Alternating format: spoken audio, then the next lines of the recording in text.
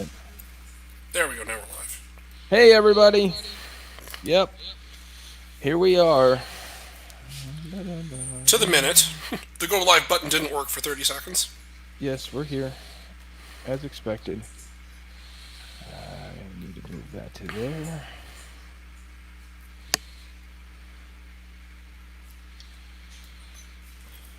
Okay. Go mute the flight sim while we're here. That there, that there. Wall Street Journal can stay there. That's over there.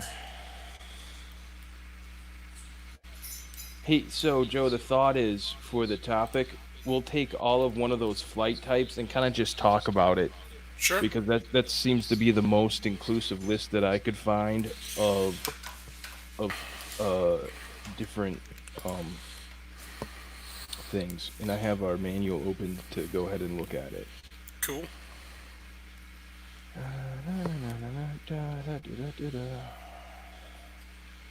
All right, here we go. Um, did we put a disclaimer at the top? Yes. So you can start with that. I'm gonna hit the record button up here. Cool. Let me know when I'm good. All right, say something. The Flying in Life podcast is produced to promote aviation and the dispatch career. The hosts of the show do not represent their employers, and the show is used for awareness and entertainment only. All facts on the show can be found in the public domain, and there is no inside information being used to produce the show. Please don't get us fired. Flying Life Podcast, episode 65, recorded September 25th, 2020. Where in the hell's my opening music? There we go.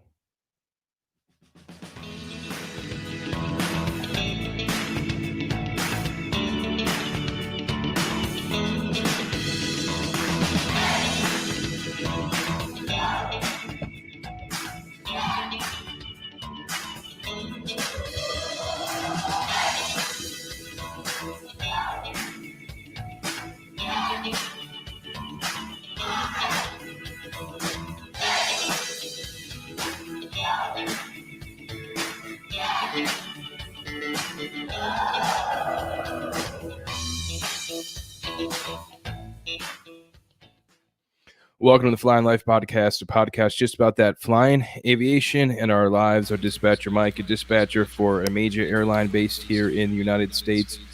Joining me in this episode is dispatcher Joe. Joe is a dispatcher for a major airline based in Canada. Joe, how is it going today? Well, I think winter might be coming, but other than that, it's going great. Forest fire smoke is blown out. That's so nice. We were pretty covered in smoke the other few days. Yeah, I was going to ask how I know there's been a lot of fire and smoke in the Washington State, Oregon, Pacific Northwest, all the way down to California. Did that magically stop at the border, or did it kind of go north as well? Oh, definitely not. If you are on my local airport spotter page, there are some very nice pictures of UPS airplanes and Air Canada, WestJet banking 90 degree, turning left 90 degrees and banking straight with this blood red sky. It was pretty bad. Luckily for me, I was out of town for most of it, out east for my sister's wedding. Well, that's good that the smoke is cleared. Glad there was no major issues at your house because of it, and congratulations to your sister for getting wedded. I think it's a good thing.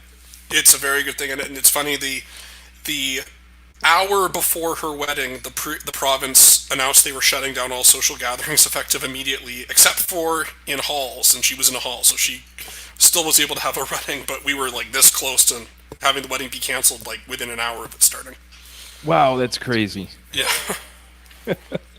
Alrighty, in this episode, I'd be remiss to say Dispatcher Greg was planning on being here for this episode as well. He was planning on it, but then right at the last minute, I think yesterday, the overtime call came, and seeing as Dispatcher Greg has 5 more days left until he's a furloughed dispatcher for Acme North. he thought it was more prudent to go make money than sit here on a podcast. And Joe and I kind of agreed with him.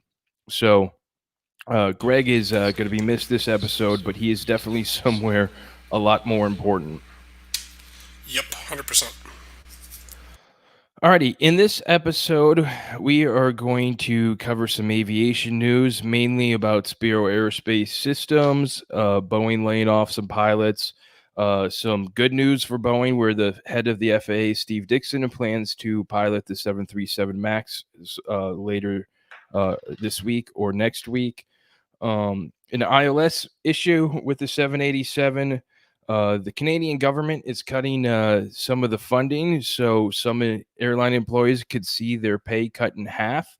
And then 9 out of 10 787s could have the same or have a major manufacturing defect. That's not 9 or 10, that's 9 out of 10. That's 90% of the 787 fleet could have a major manufacturing defect. And then for the topic, we're going to talk about non-standard flying, and we'll get into all what non-standard flying means when we get to that part of the show. So until then, we're going to hit this button over here and talk about the news.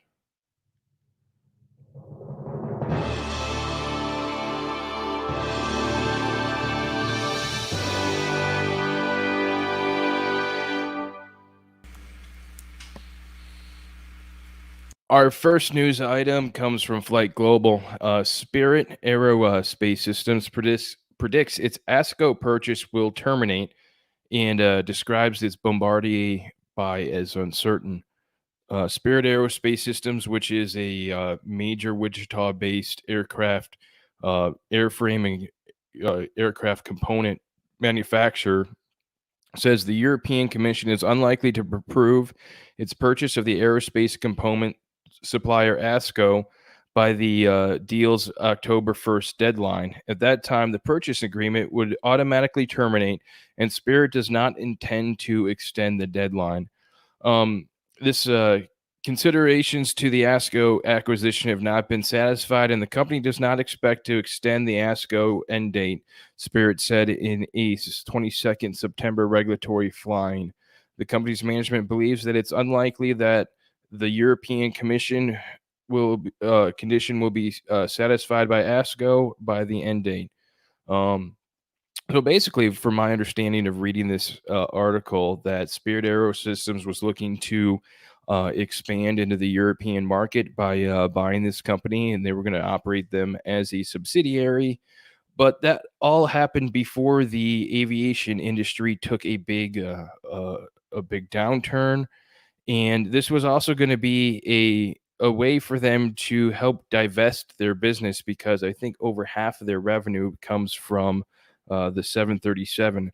They are the company that makes the 737 fuselages and send them by train up to Washington State to get assembled and final assembly there. But this is looking for a way to do it, but it seems that it's not going to happen the way that they expected it to. Yeah, I'm sure all of the aviation suppliers right now are looking at diversifying their business. I think they'd be foolish not to, and even maybe getting out of aviation, because not just the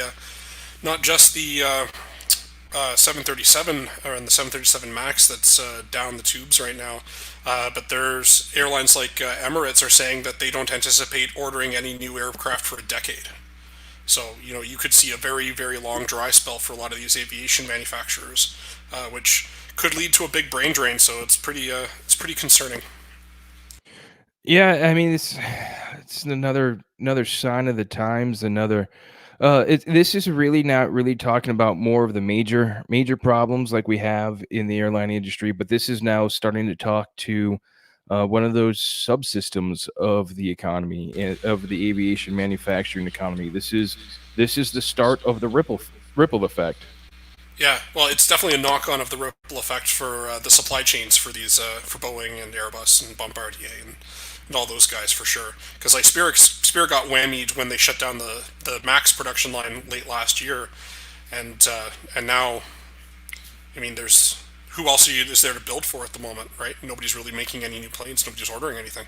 So, No one's making new planes. No one's ordering any new planes, and any companies that have any new airplanes on order are trying to defer their orders to a later date.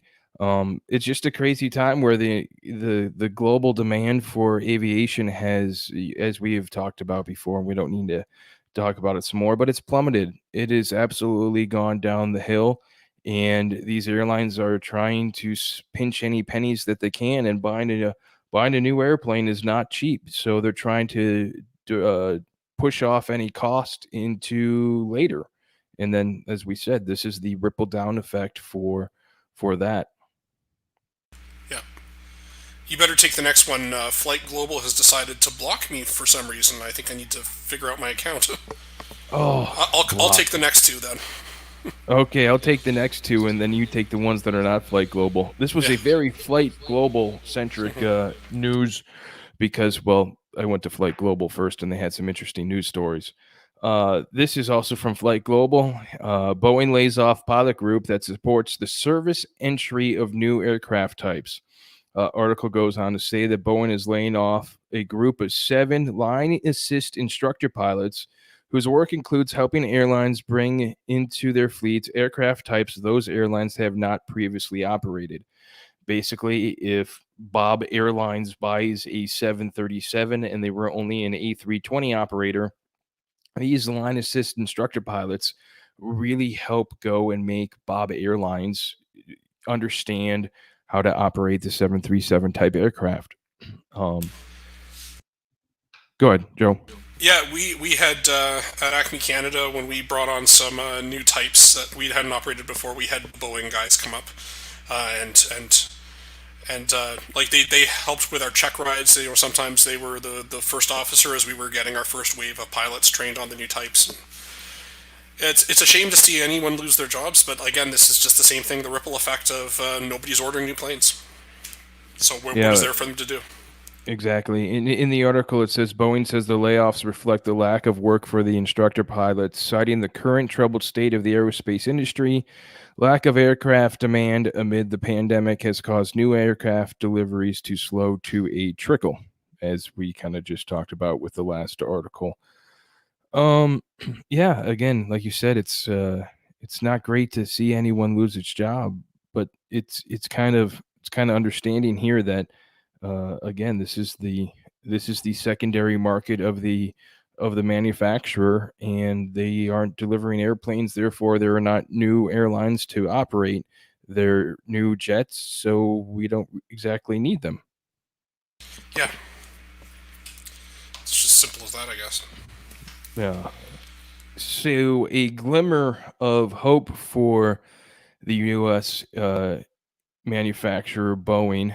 The FAA head, that's be the administrator, Steve Dixon, to pilot the 737 MAX next week.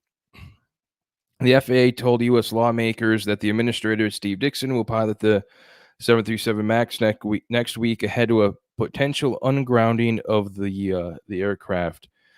Dixon, a former commercial pilot, earlier this year pledged he would personally fly the aircraft before it is recertified. The U.S. aviation regulators also said that on September 25th that it met with aviation authorities and other jurisdictions, including Canada, Europe, and Brazil, earlier this week to complete the Joint Operations Evaluation Board, the assessment on the aircraft. That board's findings will be published in the aircraft's draft flight standards board report, or an FSB, and it's Flight Standardization Board, or FSB. The FSB will then develop a pilot training requirements ahead of the return of service, and a technical advisory board must evaluate the final MAX design documents. So this isn't exactly like, ooh, this is going to happen soon, but this is one of those things that you can actually see the light at the end of the tunnel now. You know, for Boeing and the 737 MAX, that the light's coming. It's been darkness for many months, but now it's finally getting to a point where they're actually going to be able to unground the aircraft and maybe start delivering some of these. Yeah, to airlines who don't want them anymore. Yeah. Well, some airlines might want them because they'll just do from the one-to-one replacements with the Neos that they were planning on replacing anyway. Where it used to be a point where it was going to be adding to their existing fleet, but now they might be just using and retiring the older, less fuel efficient uh, next generation 737s with these new Max aircraft, which burn considerably less fuel. Yeah, I think there's still a long way to go. So I was reading earlier that it looks like there could be JA in Europe, the ESA approval in late November. But when you actually look at the requirements of what it looks like they're going to have to do, including re-rigging flight control cables and upgrading computer systems and rejigging displays, it doesn't look like it's going to be necessarily a simple fix to get the ones that are already built compliant. Um, and on top of that, they're developing synthetic airspeed. So there's still a lot of work to do. It seems like. But yes, it is definitely light at the end of the tunnel. And again, whether or not the public will fly on them remains to be seen. Yeah, that's going to be the big question mark going ahead for operators is the public actually going to fly on the aircraft, or are they going to say, "Oh, that's a 737 Max. I'm not flying on that thing." To me, honestly, I don't see people not buying tickets. It's the public. The 737 Max has not been in the news here at least since March. So people have short memory. They're just going to see they're just going to see a ticket. They're going to see a destination. And if it's priced the right way, they're going to buy that ticket and they're going to get on the airplane. And it probably won't be until they're on their airplane that they say they see that they're on a 737. And of course, you got to remember 99.5% of the world don't really care what kind of airplane they're flying. It's only us aviation geeks that do. Yeah, I think you're not likely to see a massive public boycott, but what I think you could see is someone at the gate notices that it's a 77, kicks up a stink, and then other people at the gate hear about it, and that causes a stink. I think you might see one or two of those, more likely than something organized or a big boycott. Because again, you buy a ticket on a plane, you look on the website, it says operated by whatever, and then you show up at the gate and it's a different plane. I mean, tail swaps happen, right? So I think that's yeah, more likely. But I have heard rumors that they're talking about rebranding, so it'll be interesting to see how that all shakes out as we move forward and get closer to re-entry into service. I can almost guarantee there'll be some sort of rebranding of the aircraft. Um, the end of the article here has a little paragraph that I found interesting that Boeing says is looking to deliver the majority of its 450 737 MAX stockpile within 1 year of resuming deliveries of the still grounded jet. Uh, that's a lot of delivery flights in a very short amount of time. I mean, you're talking over two a day. Yeah, and again, airlines may want them, but I mean, I know money's cheap right now to borrow, but that's going to run to an end, and airlines are burning through cash. And how are shareholders going to look at taking on all these new planes and replacing ones that you already have on the property? I mean, I think this could not be as simple as just turn the deliveries back on. Yeah, I agree. It could be like that, but it's also you got to think about the ROI, the return of investment on the brand new aircraft versus the cost that you have operating the old ones. From a flight planning wise system, it makes sense. And even still at Acme on our longest flight that was operated by a 777 that's bound for the boneyard, on our longest flight, the replacement aircraft, the A350, burns 50,000 to 70,000 less pounds of fuel on one flight. That's 7,500 or so gallons of fuel. So you're talking about 14,000 gallons for just on, or $14,000 in fuel savings just on one flight. So you're at the point now, at least at Acme and my airline, any way we can save a penny, we're gonna try hard to save the penny. Yeah, and I think for some airlines the equation could be different because again on a long haul flight you're saving that percentage of fuel, but on a Calgary on a Toronto to Montreal flight that's going to be negligible fuel difference and a lot higher of a lease rate. So I guess it depends on the missions. It'd be very airline specific. I can't imagine the short haul, the guys who are using that for short hauls, like in Indonesia or Asia, may be as eager to as maybe some of the North American airlines who are doing transcons with them. But I mean, it'll all be remain to be seen. But it'd be very, very interesting to see what happens with that. Yeah, it is going to be interesting to see how everything goes. Yeah, I mean, because there's a reason some of those old airline, like the DC nines were around for so long. Once you own the aircraft type, the fuel cost is negligible versus buying a whole new one. So yeah, it'd be interesting to see how the lease rates stack up and how the economics will stack up because it'll be different for every airline. In the chat room, someone has in here reminds me of people getting back on the DC-10 after its well-publicized accidents. Money will lead to passengers, and that's true. I mean, the DC-10 was then grounded for I forgot how long after they had one accident, and then they had the big one in Chicago O'Hare, late 70s. That's when American Airlines thought it was a great idea to put an engine on using a forklift. That one of the couple of the bolts that hold the engine on snapped, and then the engine, as designed, came off the wing and flipped over the top of the wing as designed. But the problem was, as it did that, it ripped off the hydraulic lines for the leading edge slats on that side. So now you have the right wing producing more lift than the left wing, and the aircraft just came right on over. Very, very. I remember that's a very well publicized accident, and the accident change on that one is a pretty easy one to go ahead and teach aircraft accidents to. I remember studying that one for my undergrad, but yeah, it's kind of the unintended consequences of what happens when you design an airplane to fall off, or Yeah, an engine fall off an airplane. yeah, and it's not even it wasn't even just that one engine. They also had four or five problems with the aft cargo door, if I'm not mistaken, with the latches and explosive decompressurizations in flight. Like, I think there was one on Continental out of Paris. There's another one over Southern Ontario. I think that was United, yeah, or maybe American. Yeah. So not even just the engine issue. Yeah, but you go to the point where the fact that uh, you go ahead and you have the DC-10. It was grounded. Okay, that was late 70s, early 80s.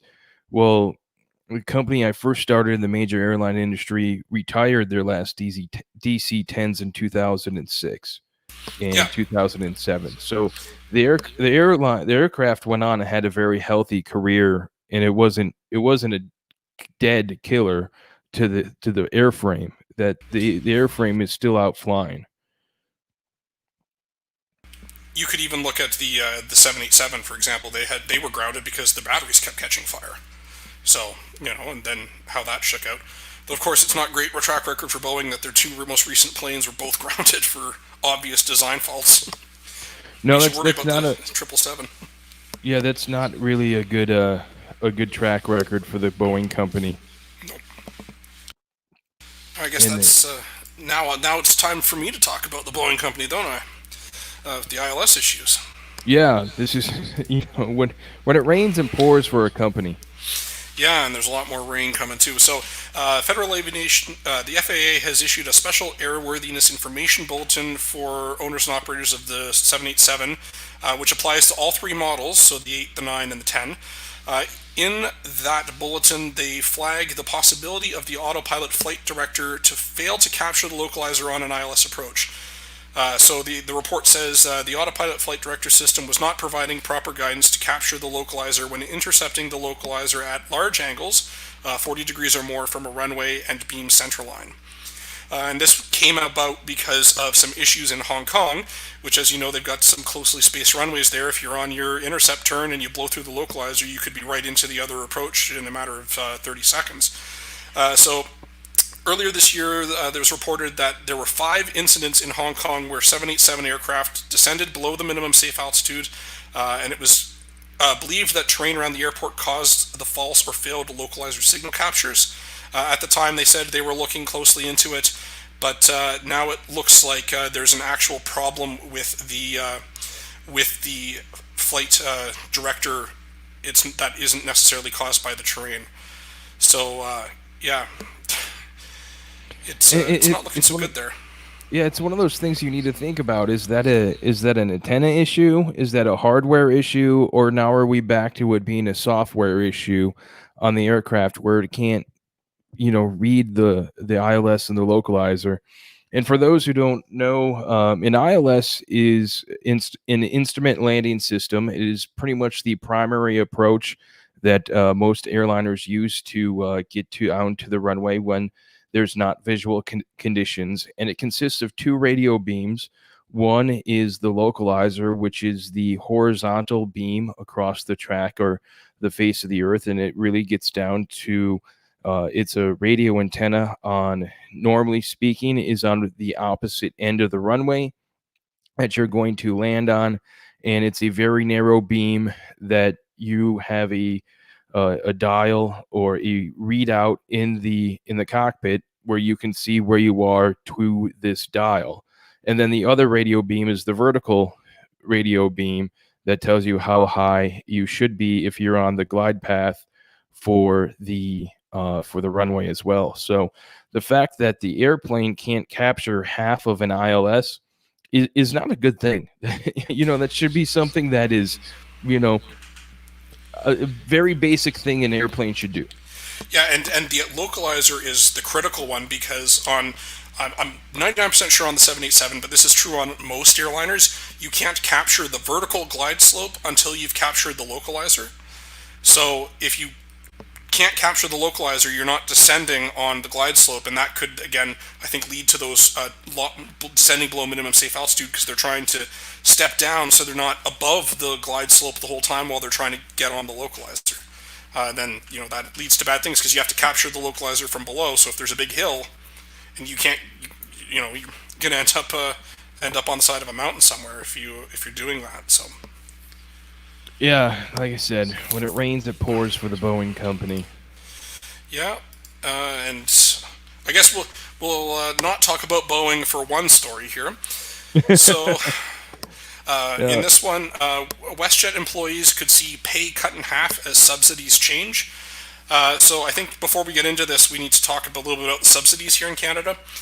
Basically, if you were furloughed from your company because of COVID, they will keep you on the payroll, and they were paying 75% of your salary up to about $850 a week. That was for the first 6 months. After that, it stepped down to $500 a week, so that's kind of where we are now. But then they've announced that after that, you only get a month on that, and then it steps down to $400 a week. So what you're seeing here is for the companies in Canada, not just the airlines, there's a rapid shift from making basically your full pay or slightly less than your full pay to now making $400 a week. So that's what's happening here. So the report says the second largest carrier in Canada, WestJet Airlines, has informed employees that receive the government wage subsidies, which is if you're furloughed, that their pay could be reduced by 53% beginning September 27th. And this is due to changes by the Canadian government as it revamps the way it supports businesses during the global health crisis. So basically, the government has announced a lot of things, but hasn't actually gotten any of them signed into law yet. So even though they've announced that things are going to be different, because they haven't changed it, the companies, like WestJet or any of the other airlines or companies that are relying on this for their furloughed employees, they have to follow the current law, which includes that $400 a month step down. So that's kind of what's happening here, and at this point, you've got airlines, employees, businesses all over Canada, not just the airlines, who are all asking for clarity on what's supposed to be happening here, and there's kind of nothing happening at the moment. So it says here, the WestJet flight attendants are demanding that the government clarify when and how much money will go to the company as part of the wage subsidy. So there's a quote from their president. The lack of direction from the government is causing a risk for businesses and stress for individuals. WestJet can't float our wages until Ottawa fills in the blanks, so our members are seeing their checks cut in half. And that's the president of the Flight Attendant Union. And they're calling up to step up and support their words with action. He says, "It's so frustrating to see the government touting the wage subsidy while bureaucratic bumbling and ever changing rules leave us wondering what to expect next." So, again, this is not that WestJet's doing anything, WestJet's following the law, and the problem is that the government's saying one thing, but they haven't acted on it. And the other issue that's going on in Canada that isn't really mentioned in the article, but that I can go in on a little bit, is that there's been no subsidies. There's been no government support for the airlines in Canada. So unlike most other countries, including the G7, there's been absolutely nothing here, which is why you're seeing so many complaints about refunds not happening. So like in the US and in Europe, part of the funding in the CARES Act and what they got in Europe was tied to you have to refund to the people whose flights you canceled, and that's part of what that money was for. Here, there's been nothing. So there's been no refunds, there's been no support, there's been zero. So I think that's part of what's going on there, and it's extending, like we see here with Mark saying that NAV Canada has also been laying off people. They've reportedly had people who were in training and close to checking out, and they've all been laid off. They've decimated their staff. They've cut a lot of their traffic controllers. They've closed Winnipeg and Halifax flight service stations, so there's no more FIC briefings or anything like that available there anymore. It's hitting pretty hard, and then on top of that, NAV Canada has raised the fees because their traffic is so far down, and we're seeing that in Canada across all the airports too. If the fees are going up, nobody's flying. Now it's more expensive, so even fewer people are flying, and no support from the government. You know, it's one of those things where you get nickeled and dimed, and I'm not going to say the Canadian ATC way is wrong, because NAV Canada has been and always was a very they're a very professional company and had great services. We had the battle here in the United States a couple of years ago about trying to privatize ATC here in the United States, and thankfully that did not get passed, and it stays a government entity. But this, you get to the point where when it's a business, where the purpose of a business is to make money, well, we're not making money, so our revenues are down. So how do we increase our revenues? Well, let's increase our fees. Well, when you increase your fees, no one's going to go flying to support your higher fees. So yeah, NAV Canada is a not-profit, so they're not there to make money. They're there to recoup. Ultimately. Okay. The thing with NAV Canada is that most people don't realize is NAV Canada is a software and hardware development company that has an air traffic control testbed. NAV Canada makes most of their money through licensing the software that they develop and the hardware for the ATC towers to other countries. There's NAV Canada, like Halifax Tower. When I was up there 10 years ago, they were showing me this brand new electronic flight strip technology they had, and they said, yes, Dubai's already bought this. We've got this in Singapore. Like, there's all of these countries are buying the product, and that's what NAV Canada really kind of is. It's their software company that also runs ATC. Now, and the way they're set up here in Canada is, yes, they're a private company, but ultimately they're basically running as if they're a government-run subsidy. So a government-run entity, like a government-run company like Via Rail, for example, our train company for passengers in Canada for long distances. They're a private company, but they're basically still run by the government. So now Canada's kind of set up the same way. Okay, gotcha. All right, the last article we have here in the news is from the Wall Street Journal, and the title is "Production Problems Spur Broad FAA Review of the Boeing Dreamliner Lapses." Again, here's another bad news at Boeing. Production problems at Boeing 787 Dreamliner factory have prompted air safety regulators to review the quality control lapses, potentially stretching back almost a decade, according to an internal government memo and people familiar with the matter. The plane maker has told U.S. aviation regulators that it produced certain parts at its South Carolina facilities that failed to meet its own design and manufacturing standards, according to an August 31st internal FAA memo reviewed by the Wall Street Journal. As a result of the non-conforming sections of the rear fuselage or body of the plane that fell short of engineering standards according to the memo, and these people, a high-level FAA review is considered mandated enhanced or accelerated inspections that could cover hundreds of jets. The memo, a routine update or summary of safety issues pending in the FAA Seattle office, uh, says such a safety directive could cover as many 900 of the roughly 1,000 Dreamliners delivered since 2011. And the article goes on, but we had another podcast that never made it out there because Dispatcher Mike got very lazy, and kind of kept on putting off the editing, and then we lost all the audio files. But we covered this in the last Unheard podcast, and it's one of those things where it's almost where the rear fuselage and the empennage of the airplane come together. They're supposed to actually fit together, and it turns out that they weren't. And apparently that's the bad thing. All sarcasm in there. It's incredibly a bad thing. Yeah, so if you've heard of the 787s that were grounded, I think there was one at Air Canada, there was a couple in the US, and then Singapore Airlines. And, there's 8 of them that were grounded. When they were digging into the issue of those 8 of them that were grounded, they found out about the other 900. Yeah, so this is not to be clear, this is not the Boeing Charleston 787 final assembly line and all of those issues that have been reported by like Al Jazeera and all those other companies.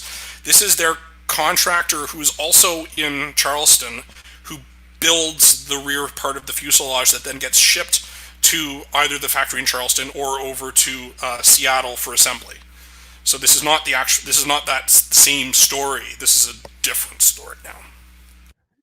Yeah, and it just goes to show that the manufacturing and the quality control at the manufacturer that used to be based in Seattle but now is really based in Chicago and has its assembly in South Carolina and in the Pacific Northwest. It's almost like I refer to it every time I think we talk about, and I'll put a link in the show notes if I remember. There was an article that was written, basically the demise of Boeing ended with one flight, and that was the flight that moved the CEOs and all that away from the engineers and moved them to Chicago. And they could really mark that as the start of the decline for Boeing, because now when the executives are away from the engineers, you're an engineering company. That's what your job is. That's what you do, and you move everybody away from the engineers and you become more focused on the money opposed to the engineering. That's where you start with your problems.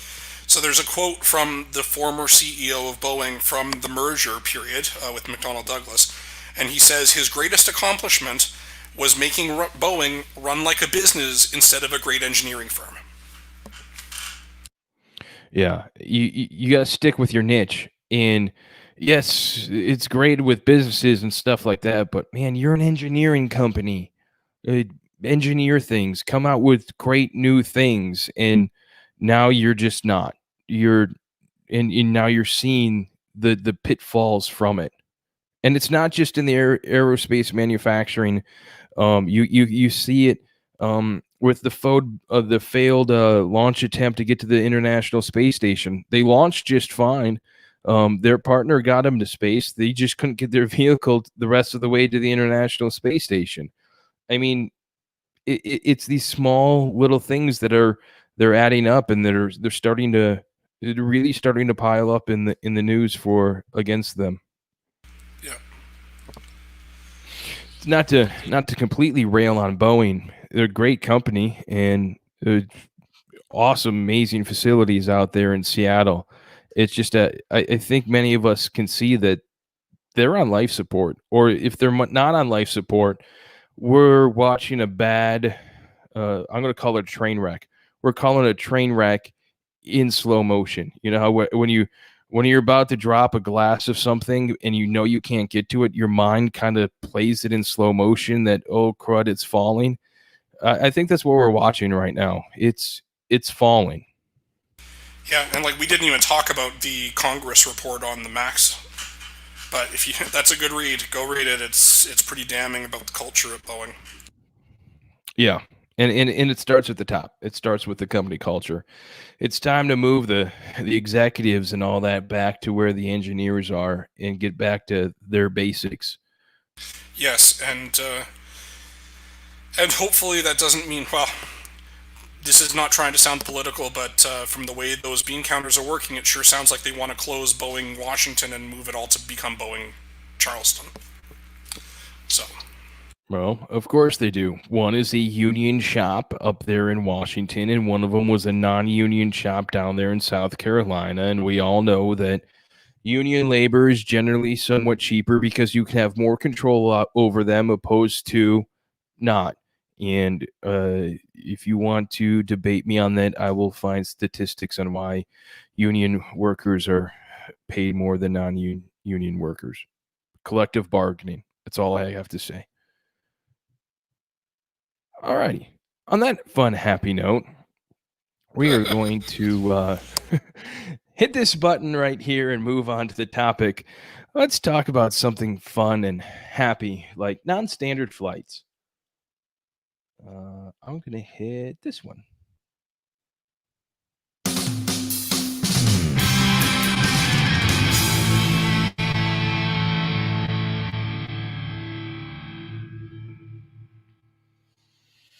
All right, so I decided to pick a topic out of, let's see, how did I pick this topic? I picked the topic the way that sometimes when we don't know what we're going to talk about, we pick topics. I opened up our flight operations manual in the computer, and I did it on my iPad, and I took the little scroll bar and I kept on going up and down, up and down, up and down, and up and down, and where it stopped was talking about non-standard flying, and I thought, non-standard flying. That sounds like a fantastic topic to talk about, and really something that I don't think we've ever talked about before here. So, Joe, do you guys do non-standard flying there up at Acme, Canada? yep, absolutely. In my time across my couple of airlines, I've done flight attendant training, pilot training, maintenance verification flights, maintenance ferry flights, positioning flights, charter flights. There's all of those things. The when you're going into your ICAO flight plan and you're taking out the IS and putting in a different letter, that I've done all of them. Not Yeah, very so often, but because we don't, this isn't something we do all the time, so it's great to talk about. non-standard flying, also known as special or supplemental operations. This is basically what we do on an airline that is not flying people as a schedule. Uh, as a commercial scheduled carrier, Acme Airlines' main purpose is to fly our published flight schedule. Our flights from point A to point B. Flight 123 is leaving Buffalo, New York, and is arriving Chicago O'Hare. We're going to leave at 9 o'clock, and we're going to get there at let's see, 9 minus an hour is 8, 9:45 a.m. local time. That's our flight schedule. That's gets done. Now, what these are all the other flying that we do in there, and let them be either just position ferries, revenue or non-revenue ferries, extra sections, maintenance ferries, functional test flights, verification flights, ETOPS verification flights, training flights, proving flights, delivery flights, and public relation flights. All of these are non-standard, and we're kind of go through there and kind of talk about, at least here in the United States, we can operate those either under Part 121, or we actually operate some of them under Part 91, and we just operate them with the same level of uh, almost to the 121 level and the 121 standard. They're just being operated under the Part 91 set of rules in the Federal Aviation Regulations. That's the GA rules, right? Like Yeah, those are business jet. Yeah. Yeah, those are the business jet rules. That's Mike going to go take the Musketeer out flying rules. That's the you're flying a small little airplane rule.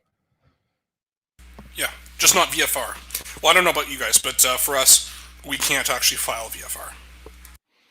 We cannot file VFR or be VFR, but I believe we have it in our operation specifications that a flight can depart an airport that is VFR and pick up their IFR clearance if they can do so within 75 nautical miles of the origin station. Yes, we have that. We have something like that as well, because we all the airlines in Canada make a lot of money, or used to when the oil industry was a thing, flying folks up to the oil patch in northern Alberta, and all of that is uncontrolled. So, yeah, same sort of thing. As well, Yeah, going to Hawaii, some of the airports there don't have towers at night. right. It's some of those things as you take off in early before the tower opens, you're uncontrolled, and sometimes you can't get your clearance on the ground for whatever reason, or if it's VFR and you can, so you just blast off squawking 1200 in VFR, and then you pick up, you call departure, or you call center, and then you get your clearance from there. Alrighty. Yeah, if So you want to, if you don't know how that works and you want a really great YouTube channel, I would recommend Premier Driver, Premier One Driver on YouTube. He takes off out of Indie Executive and gets his IFR in the air all the time. It's a great channel. Just a plug for him, even though he doesn't even know about it. there we go. Hey, I don't mind plugging other people. Anyone that sits down and does this as a passion or a hobby or anything else like that, I don't mind plugging them because, it's fun. All right, so I have a list in the show notes that will not be in. Unfortunately, I will not publish in your show notes because it comes from our operations manual. But kind of going through our types of supplemental non-standard flying. This first one is a revenue flight with no flight attendants. Have you guys ever done this before, or have you done that before? I don't think so. The only time we fly with no flight attendants is sometimes on like a delivery flight when we have mechanics on board, or if we're doing a maintenance flight. But we've never taken non-revs with no flight attendants that I'm aware of. Okay, so this is a revenue flight number. For whatever reason, there's no passengers. Let's just say long mechanical.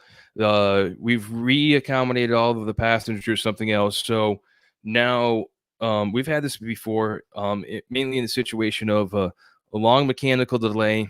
We don't have any passengers left, and our flight attendants have ran out of they're out of their duty time. So we still need to move the airplane. So instead of canceling the flight, we just run the flight with no revenue passengers on there and no flight attendants. So it's still a Part 121 flight. It still has joint responsibility between the pilot of command and the dispatcher. And you can take non-revenue passengers, and it's up to 19 non-revenue passengers as well on this flight. So Yeah, so for us, if we have some scenario like that, or like the airport closed, the crew dutied out, we found two pilots, we want to move the plane, we'll cancel the flight number, and then rebuild it with a positioning flight number. So yeah, it's one way to do it. But when your revenue and your metrics are based on completion factor, like they used to be here at Acme, that would go against your completion factor. So this would be a way to get around your completion factor numbers. fair enough. Like I said, with us, we would just build it as a positioning flight. Yeah, I think that's like that most places. An extra Now section. that being said, we've had, I think I've heard of this once or twice where we had a flight that had a low load factor, and then everybody no-showed, and then we wanted to use the flight attendants for a different flight, still wanted to move the plane. I think we did that once maybe, but not regularly. Yeah, it doesn't happen all that often. It's kind of like one of those special circumstances that we go through and do. An extra section. So what an extra section is, we do this a lot, especially around the Super Bowl time or college football. Anytime I remember Super Bowl, national championship, and all that. Whatever cities are, back in the day when fans can go to games. like for example, if the Green Bay Packers and the Seattle Seahawks and name two other football teams were all in the NFC Championship, ready to go for Super Bowl, we had extra sections built from Green Bay and Seattle to wherever you're going to go to the wherever the Super Bowl is. So we'll have extra flights built up. So literally, we have someone whose job it is at Acme to watch the game in revenue management and then turn on those extra sections, because we have found that people are so amped up and excited to go to, as fans, that they want to, we're going to go to the Super Bowl. We're going to do it. Well, they buy tickets right away. And if you have an extra section built up between those cities, that's revenue that you're getting. So now you have direct flights in between Green Bay and Phoenix for the Super Bowl, things like that. We also do extra section anytime where you have anything where you have extra large amount of passengers, consumer electronics show, things like that, where you just throw an extra flight at it and you make more money. Yeah, for us, the extra sections are 99.9% due to IROPS, especially in the winter where you have, the winter storm comes in, it snows into, Halifax or something, or St. John's or Toronto or wherever. And then you got the whole boatload of people there, and then you'll say, okay, well, we're canceling the flights for today, but we're building them as extra sections for tomorrow. And then, we double up the amount of flying we have going there. Same thing like New York, thunderstorm time. Ooh, boy. Yeah. So we do them like that. I don't think I've ever heard of us doing them for sports game. I mean, people don't tend to fly across Canada to go see a sports game all that often. Like, not in enough volume to fill up a plane. Especially if you can watch it from the local bar. Probably have a better experience than watching it in the stadium. Hey, there are people here in the United States that will literally drop thousands of dollars to go to a football game. Oh, I know. My wife is like that, and my wife's from Mexico, and she followed U.S. football, and she was like, yeah, totally different experience to what I would do. Yeah, it's crazy. But yeah, but no, that weather IROP and extra sections, or if we have a mechanical or anything, like if we have an airplane that breaks in Europe and needs to come back, and we still have a plane full of people, you're not going to protect them for weeks because all the flights are full because it's peak summer season. You betcha that airplane will be as an extra section tomorrow to take all the people. 100%. Yeah, stuff like that. Yeah. All right, the next one that we have, I can't believe some of these are just ridiculous. It's going to sound coming out of my mouth, but landing gear extended revenue flight. Basically, you have the airplane that cannot extend its landing gear, therefore you choose to fly it gear down. Yeah, that's usually for wheel well fire issues. So something like that. Yeah. Or there's so usually it's the fire detector or something like that. We've had that before. It's very, very rare on our aircraft. And you normally, for us, when we do something like that, we leave it down for 10 or 15 minutes after takeoff, and then up it comes, just to make sure that it stops spinning and that it cools down. But I don't think the only time I've ever heard of something like that is when there was an issue with the landing gear. And like you said, they could not be retracted, but we never did it revenue. It was always a maintenance, ferry flight with overflight permissions and all of that jazz. Yeah, we have it limited to a certain aircraft only. There's only 4 aircraft types that can do it. Man, I remember when I first started dispatching, I did it on a CRJ 200 from Huntsville to Memphis. Really short, not that big of a flight. But 12,000 feet, 250 knots. That must have been the loudest CRJ flight in the history of CRJ flights, and that's saying absolutely. Something. Oh, absolutely. And and the captain was a great guy. I remember talking to the captain beforehand and say, "Hey, look, this is the only way that I think we can get you home." And he goes, I used to fly helicopters in Vietnam. This is no big deal." And I'm like, sure. Right on, brother. Just don't get used to it, and just don't flick the thing up when you're not supposed to. Yeah, and I think it was like one of those things. Gear pins had to be installed and things like that. But it literally was, hey, we're a gear down flight. Yeah, and that especially on the CRJ, the performance must have been garbage. Like, there's no slats on that thing anyway. Like, how much? What was their climb? Oh man, how much penalty was there? Or just The- have a nice long runway with a no lot. obstacles? Yeah, Takeoff wasn't too bad, but no obstacles. But it only went up to 12,000 feet because there was some other pressurization or other limitation with the landing gear where you couldn't get up as high. So we've also done. I don't think we do them anymore. But where I used to work, we used to do revenue unpressurized flights, and yeah. literally flying at 200 at 10,000 feet. And that's just one of those things. Get people where they want to go and get it going, and usually happen in the summertime and not really in the wintertime because then it would get too cold in the airplane. Yeah, yeah. I've never heard of us doing. I can't even think I've heard of us actually doing an unpressurized flight. But if we ever were to do that, I would guarantee that would be also be a maintenance ferry flight. Right. They are now for us. Yeah, yeah, All right, the next one, charter flights. That would be the live portion of a charter flight. We operate that under Part 121, and that is for charter passengers only. And we do have on here non-rev passengers that are allowed, but if I remember right, those are positive space, mainly charter coordinators or any other crew that needs to keep on going with the airplane. yeah. We do charters as well, and we just operate them like they're a commercial flight. They've got a flight number that's not one of our standards. We've got the kind of the 4,000s or 6,000s or whatever it is, and then yeah, we definitely we definitely do them. But we, like I said, we just operate them like any other flight. It's I love charter flying. We do Makes some. money. Yeah, it does. We do some charter flying that goes. That we actually have to change our call sign for because it's military flying, and when we're actually not flying as an Acme call sign, we're flying as a U.S. military call sign as well. Yeah, at my previous airline, we did that. We were a charter company that flew for another holiday airline in Canada, and we were based out in Halifax. And there were times where we couldn't get the slots to operate an extra section, or the charter company wanted us to operate something on their behalf, and we couldn't get the slots. So we ended up flying using their call sign so that the slots all worked out magically. So yeah, we've done that before. I've got an applicant for a new co-host here who wants to say hi. He's bothering me, so there. He wants to know if he's cute enough to be co-host. Oh, now he's struggling. There we go.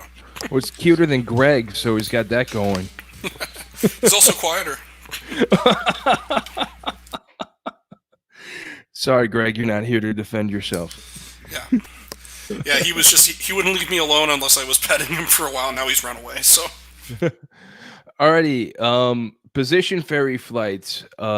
Basically, empty airplane works no problem. Just need to move it from point A to point B. We do this a lot in the summertime in New York. And we call them, some people call them skip the Van Wicks. Basically the Van Wyck Highway going between JFK and LaGuardia, because these are Kennedy to LaGuardia ferry flights. Take off at one New York airport, land the other one, because you couldn't get in there last night because LaGuardia was closed, but you still want to get people to New York. So sorry, not sorry, go to Kennedy. Yeah, we do them fairly frequently as well, but they're usually because of something like an IROP. So you got a plane out of position, and like Toronto shuts down, thunderstorms, crew duties out. We need 5 planes in Calgary. Off they go, or Vancouver, or Montreal, or wherever they need those planes. So yeah. And sometimes marketing doesn't always match up the schedule. And so sometimes in the schedules, they have airplanes out of position. So you're like, hey, this airplane, you have it ending here in Minneapolis, but it needs to be flying out of Las Vegas tomorrow. Yeah. That's not something I get to deal with. We have fleet coordinators who look at that sort of stuff for us. But yeah, the thing we get is, and that can cause us problems, is where they schedule you to land 2 minutes to curfew. That's my marketing complaint. Because nothing delays you throughout the day. It's always perfect, and you get there right on time. Yeah, 5 minutes before the LaGuardia curfew, you're scheduled to be in, and you're like, I can't even have a headwind. Mm-hmm. Yeah. Marketing. My just when the merger was happening, and well, up working for Abney Compass, I was sitting next to a marketing person on one of my trips down here to Atlanta to check on the new house, and we were just talking things and how she rides airplanes, and she kind of checks out the schedule and makes sure, kind of like a secret shopper type thing. And I'm like, oh, really? You should try our flight from Detroit to Dallas Fort Worth that you all put on a DC 9-50 in the summertime, and let me know how your diversion is in Little Rock, because you all put it too far. It literally was the stage length. Mhm. And if you needed an alternate, we always used to joke around and say, all right, I got you Love and 10, meaning you have Dallas Love as your alternate and 10 minutes of contingency fuel. Good Yeah. luck. Yeah, I've Yeah. done that a couple of times, Love and 10, and nope, sorry guys, Love and 10 ain't going to cut it. You need to go to Little Rock and get some gas. Yeah. Yeah. We with one of the fleet types that we have at Acme Canada, it's landing weight restricted fairly regularly. So if you have to hold an alternate or a long alternate, then you're bumping stuff. But it's never MTOW. It's very rarely MTOW for any of our aircraft. Alrighty, You now can get let's the fuel talk. on, you just can't land with it. Right. you know, hmm, things. Um, Maintenance ferry flights. This we have category B, C, D, and E maintenance ferry flights. We won't go into the different categories, but we'll talk about maintenance ferry flights. And these are things that are broke on the airplane and require some sort of permit to go into. A, a, a a wing issue. There might be panels missing from the aircraft that we don't have anything uh, there. So things like that. And then, um, yeah, broken things up to, and I know you probably have not done this before in your career, Joe, but I have ferried an airplane without an engine. Okay, no, haven't done that. We don't have any aircraft that would apply to, but yeah, for us, a maintenance ferry flight is generally it's because we normally would just do it as a positioning flight, unless it doesn't have a C of A. If it doesn't have a certificate of airworthiness, then it's a maintenance flight, and you have to get the permissions and do all of the state notifications and blah blah blah blah blah. So we do them most of the time. They're positioning flights because they still have their C of A. They just have an MEL that we don't want to operate with commercially. But yeah, there's been times where we had a C of A issue, and you have to get all the paperwork done, and it sucks. But we have maintenance controllers, and that's their job. Yeah, we have maintenance controllers. The dispatcher has to check off on it, and so does the system operations manager, just to make sure they have to check the box on the maintenance ferry permit before it gets sent. Um, and so, one less engine ferry. It was a 747. We were allowed to ferry without an engine. So, um, it used to happen more frequently at my previous airline. We did it one time at Acme, and that required the chief pilot to fly down to, I think it was Manila, Narita. We did it. You know, engine died. It was going to cost us umpteen thousands of millions of dollars to get an engine down to Manila, plus the cost of all that. We found it to be cheaper just to fly the airplane to Narita to get a new engine. So 3 engine ferry. So it wasn't a single engine, but it was one less engine, and we had Yeah, performance data and all that for one less engine. totally. Yeah, it must have been. That'd be a pretty interesting thing. Just thinking about it now, like getting that all the way up there, and then you imagine taking off with it. It'd be like flying your 152 again. You got to get the, just get the power up, put in, step on the ball. Yeah, Yeah, either right or left turning tendings, depending on which yeah, one's out. And yeah. but yeah, it was interesting. Also up at Acme Compass, we had we could revenue ferry engines on a fifth pod. So the 747 has a way that you can attach a fifth engine on there, just to move an engine, and that is cheaper than sometimes chartering a cargo airline to Oh, take your I don't engine. doubt it. Do not doubt that at all. Qantas had to do that a few years ago. It made big news that there was a fifth engine on there because they needed to get an engine to, I think it was over to South America, and it was just faster and cheaper to just bolt on another engine and away we go. So I know they put like aerodynamic shell in the cowling and all that stuff. So how much like what's the penalty on that? Like is it like 3 or 4% fuel burn, or is it significant, or is it like basically nothing? I think it was pretty significant, but I don't remember off the top of my head exactly how many percent burn it was to do that. Okay. Alrighty, the next one I have is functional check flights. Now, this is a flight that we have airplanes in heavy maintenance. The airplane has literally been taken apart and put back together. Someone needs to fly the airplane in order to go through and make sure everything's working and make sure that the extra pieces that they had left over when they put the airplane back together is okay. Yeah, I've seen this before, and normally it's because we've done some sort of mechanical thing. Yeah, obviously. And a lot of the times there's specific requirements, like it has to be clear of clouds, has to be able to go up to a certain altitude, VFR with no turbulence or whatever for the check. And a lot of the times it's not because they actually need it; it's because if the thing fails, they have to come back VFR. So yeah, I've done that.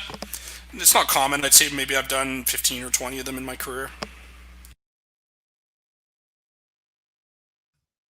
I was caught chat typing in the chat room. Yeah. Yeah, functional test flights, we do those all the time. Anytime we have any airplanes coming out of heavy maintenance, we do them. Usually they're just San Jose, or wherever it is, QRO. Go through, do it, come back, put the crew to bed. Yeah, it's interesting with us because we don't do heavy maintenance at our hubs usually. So, and I don't. It's been 6 months and or more, and I don't want to misquote, but to my recollection, like a lot of the times we'll do them like in somewhere like Trois-Rivières, ferry to Toronto or Montreal, or Kelowna, ferry to Vancouver or Calgary, and then the test flight is the positioning flight, and if it fails, then they just go back. Gotcha. So yeah, Yeah, we do it's it just we with block it a little longer. yeah, we do it with an actual round robin flight, because the way that we have the contracts with our contractors who do all of our heavy maintenance was if it breaks on that first flight, they have to fix it. So that's why we kind of do a round robin. FCF good to ferry. FCF not good. Well, they gotta fix a couple of things. Yeah, I mean, and it's entirely possible that our contractors do a flight on their own, and we just don't see it because it's theirs. And I know they've got tech reps and they've got tech pilots that they fly around all these places. So it's entirely possible that they do it before we get the plane back from the dispatch point of view. So, but most of the times I've seen them, they're coming out, and then especially like out of Kelowna, because we fly there, they operate a live segment out of there as their first flight to get out, and we position them in as a live segment as well. Gotcha. The next one is non-revenue verification flights, and this is done as Part 91, and this is including ETOPS checks. Basically, for us, a verification flight is an airframe has had an issue. It's had a repeat issue. It's an issue that, say, it's a pressurization issue, and then so this airplane is routinely had the 2 or 3 flights in a row had the same problem. Maintenance thought they fixed it, but it didn't work. They thought they fixed it, didn't work.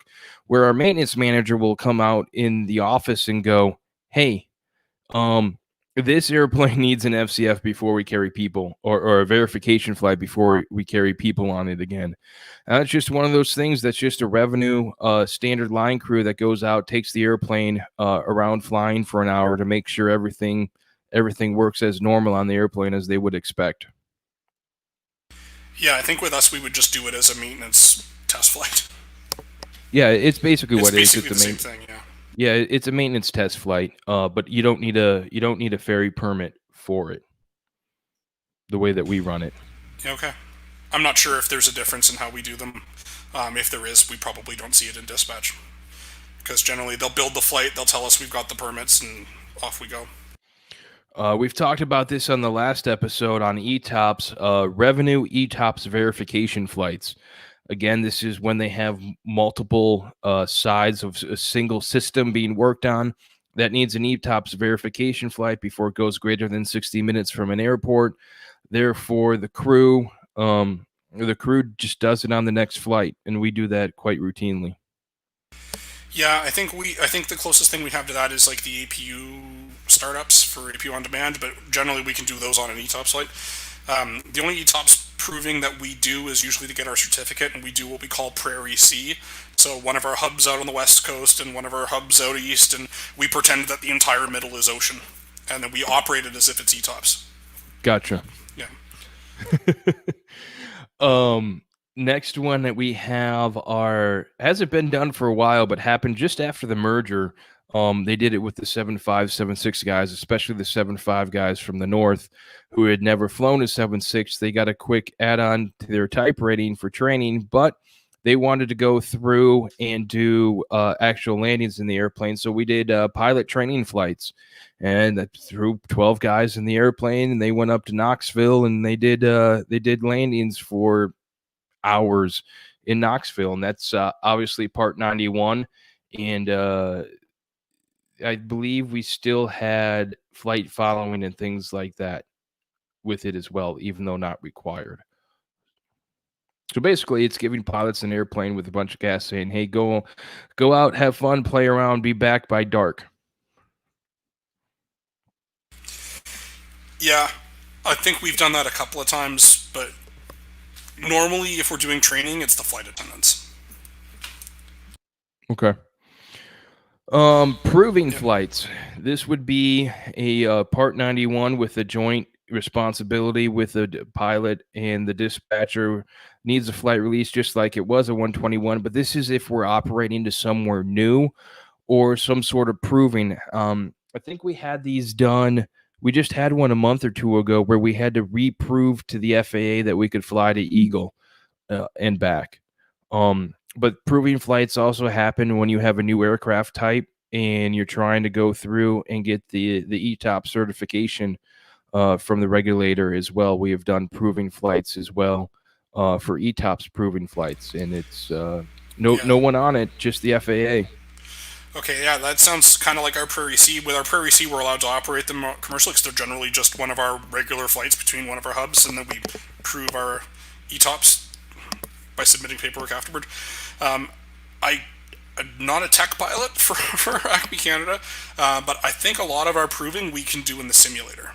So, like, we fly down to Palm Springs, and we've got a special qualification that I'm not sure if that's a Transport One or if that's an us thing, but in order to fly down there at night, the captain has to go through, the whole crew actually has to go through special training for Palm Springs, and we do that in the simulator. Yeah, we have that too. We call them special qualification airports. Quito's one. Tegucigalpa, Honduras is that's a special qualification airport. Yeah. Mountainous, irregular approach, everything about it. Airplanes always run off the end of the runway there, things like that. So that's we do those mostly in the sim as well for those. The next, well, Acme Canada is one of the big pioneers of RNP. So, like, going into Kelowna, yeah, they got an ILS going on 16, but if you're going on 34, you're weaving through mountains and making 2-mile turn to final. So, our guys are generally pretty good about doing those kind of approaches, the non-straight ins. But that's just because we do them all the time and we like help pioneer that technology back in the day. But yeah, we do. All of that is covered, the sim stuff, by our crews during their initial line and dock. So even by the time a new hire's on the line, they've already had all that training. Gotcha. And the next one is a fun one. I've been on one before. Greatest experience ever. A delivery flight. Going to Seattle, going to Toulouse, going to Mobile, going to where did Bombardier? Hamilton? No, Mirabel. Not Hamilton. Mirabel. Well, Mirabel or Pearson, depending on what plane you're getting. Right, going to Mirabel. What about Long Beach? picking up a brand new airplane, seeing all the colors in the wheel well that are still nice, clean and shiny, clean airplane smell, and taking it for its first flight and bringing it back home. By far, one of the best experiences in flights I've ever had in my life. And it's so much fun being able to pick up a brand new jet. Have you had a chance to do that? Do you guys have when you guys get deliveries? Do you guys have a chance to put employees on them? Absolutely, we do. They're often given out as prizes for things. We haven't done them in a while, but we also haven't taken that many deliveries other than wide bodies in a while, and the wide body deliveries were special. So yeah, but for narrow bodies, we haven't done them. We haven't taken many new narrow bodies in a while. So yeah, but maybe when the Maxes are back, who knows? Max is coming online. There's all sorts of new planes coming on online if they end up being taken up. But yeah, I was supposed to go on one, but that ended up getting canceled. So Yeah, it was one of those things where, as a system ops manager, I just sent a note to the project manager. He put me on a list. He goes, "Oh, I'm about 18 months out." I'm like, "That's fine. I'm not going anywhere." And mom, dad, and I went out to Seattle, spent the night in Seattle, had some seafood down on the water, and picked up a brand new airplane and brought it home. We got 3868 is the airplane that we brought home. I had to look it up. I knew it was in the 60s somewhere. 37. Yeah, 737-900. Okay. Yeah, we for us we would fly to either Vancouver or somewhere down there in BC, and then they would put everybody on a bus. They'd spend the night, and then they'd do the Boeing tour, and then pick up the plane and off they go. Yeah, it's really cool. Boeing picked us up at our hotels. So you kind of coordinated, that everyone stayed either at this hotel or this hotel, were the two hotels that they told us that this is where you should book your room at. And it was all on. It wasn't company paid for. It was all on your own dime for hotels and things like that. And I even I even dropped a bunch of Sky Pesos and had a first class lay flat seat on the way out to Seattle because I had just gotten off of a midnight shift and I was tired, and so I had a nice lay flat seat from Atlanta up to Seattle. There's nothing like getting off of a night shift and then getting on a plane. So I've done this once. I got on a flight that I dispatched from a night shift, and then I went straight to the terminal, jumped on the plane, went up to the crew, said, "Hey, I'm Joe, and look, there's me on the flight plan." And yeah, but the funniest is always when you're when you're on at 6 o'clock in the morning, and then you're like, "Yeah, I want a beer." They're like, "Well, isn't it a little early?" "No, I've been awake since 3 o'clock in the afternoon yesterday." Yeah, I've said that Yeah, to and plenty. luckily, once you're in the air, the alcohol's time rules don't apply anymore, so they can give you a beer if you ask for it and you're nice. Yeah, no, I've on that flight specifically up there, pre-departure drink, I'm sitting there and they go, "Okay, what did you have?" And I go, "Please don't judge me. I just got off of a midnight shift. Um, I'll take a Jack on the rocks, please." Yeah, And I'm like, yeah, "Okay." yeah. So I used to work as a CSA at Acme, Toronto Island, and and I was flying back with them. Out of Halifax when I had moved out west, and they remembered me, and it was off a night shift as well, and they took very good care of me, giving me the free steam whistle at 6 o'clock in the morning between Halifax and Ottawa. It was fun. Yeah. All right, the last thing that we have on our list, I don't remember last time we've ever done this, was a public relation flight. I don't know the last time we've done a PR flight where we take either people up. In the holidays time we do flights to the North Pole, but that's really just pilots volunteering and taxiing around the airport. You leave one gate and then they come back to another gate that's all decorated Christmassy. And you do it things for name said charity, and that's what it's done for. But I don't we don't actually go flying. I believe Acme North actually takes them some of the kids actually go out and they go fly around for an hour and come back, which I'm like, that's cool. I wish that we did that, or if that we do that, which I don't think we do, but if we do, I wish I had a chance to take part, because I would totally volunteer to come in and do that, 100%.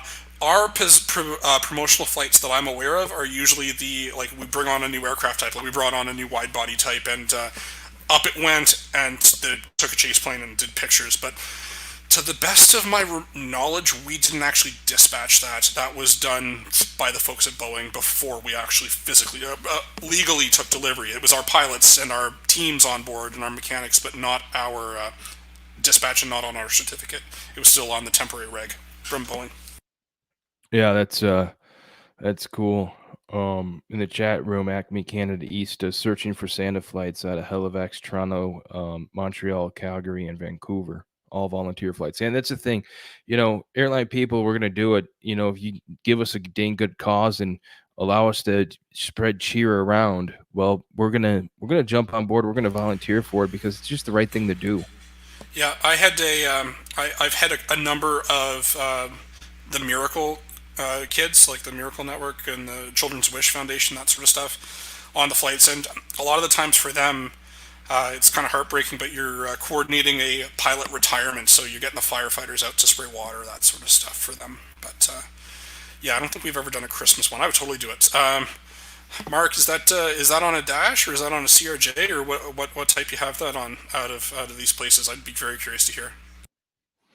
As we wait for that answer, 30 seconds. I'm sure it's 4 minutes delayed between what we say and them seeing it. I think it's about 35 to 45 seconds delayed. It's not too bad.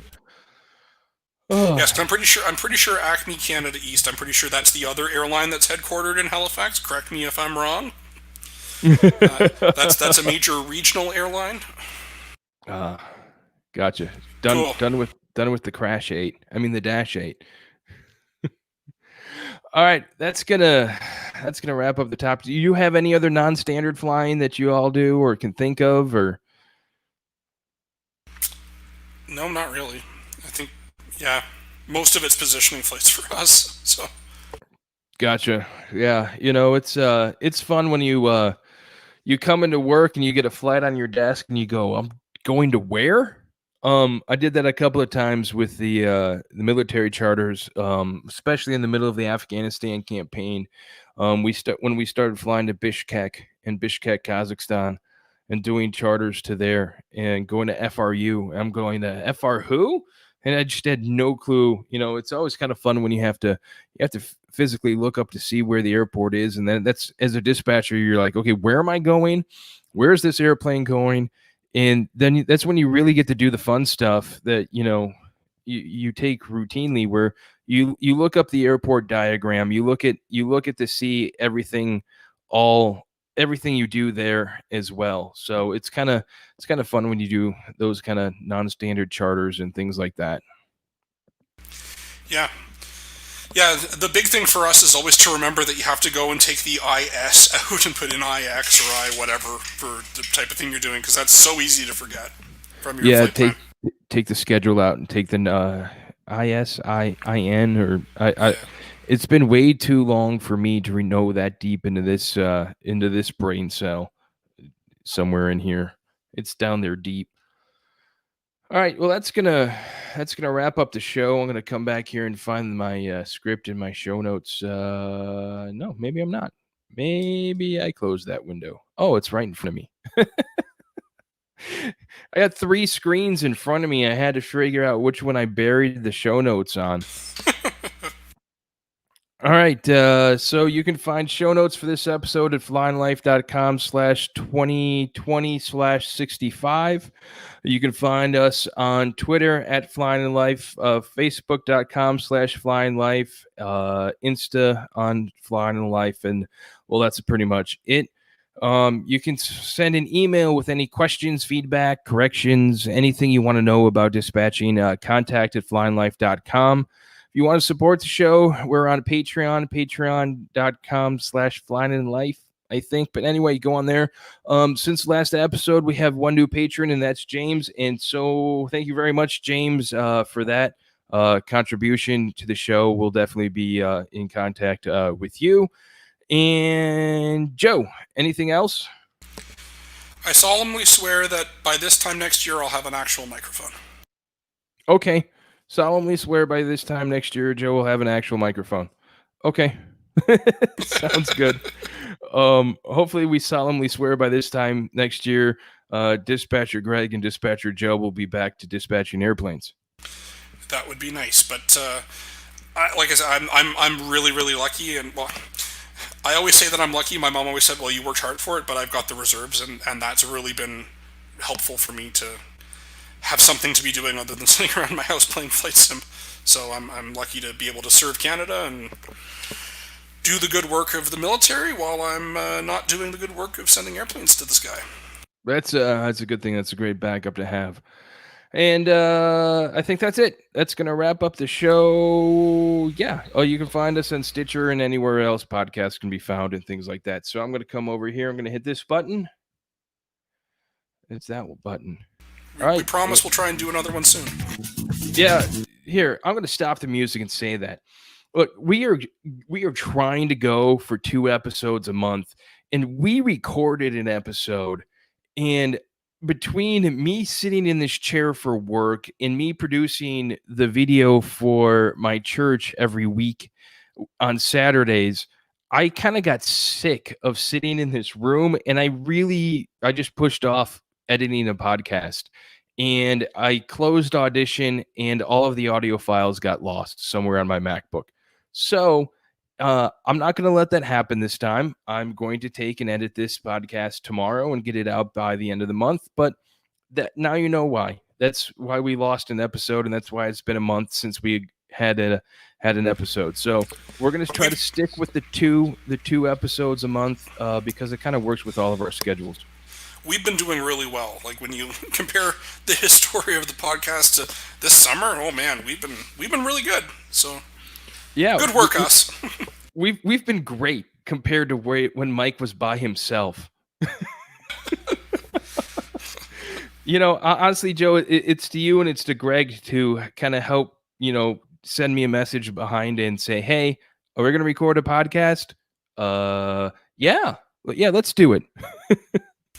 Yes. So we hope we'll have one more by Halloween, and definitely one for Halloween because it's my favorite holiday. Okay, we'll definitely have 2 more before Halloween. So anyway, all right, I'm gonna hit the button again. Thanks for listening, everybody. Thanks for sticking with us. Send us a email and some questions so we have other stuff to talk about, so we don't have to go fishing in the FOM or worse, in the law. Ugh. All right, see you later, everybody.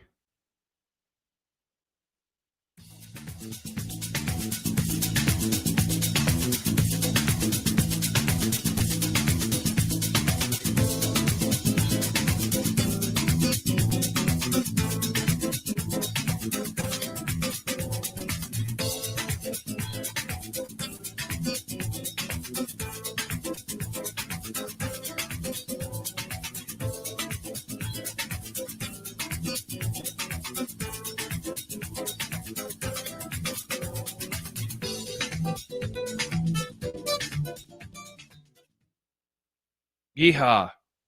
Yeehaw. Well, I already finished my bottle of grape juice, so don't know how much party we're gonna have after this. Probably have to go walk now. Or I have to go land a 787 in flight sim. All right. Well, I have to go. I have to go spend some time with my wife, who hopefully has 2 children in bed, and the oldest child, who stays up till 11 o'clock, is not home this weekend because he's camping with Boy Scouts. So I think I'm gonna go have a date night with my wife. That sounds great. My wife wants me to go see a movie on Disney Plus with her as soon as I land. So, what are you gonna watch on Disney Plus? The Royal Second Child Club. It's some movie that was supposed to be in the cinemas, and then now it's out on Disney Plus. So.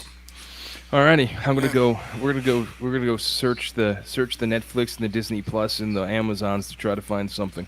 Sounds good. All right, see y'all later. Adios.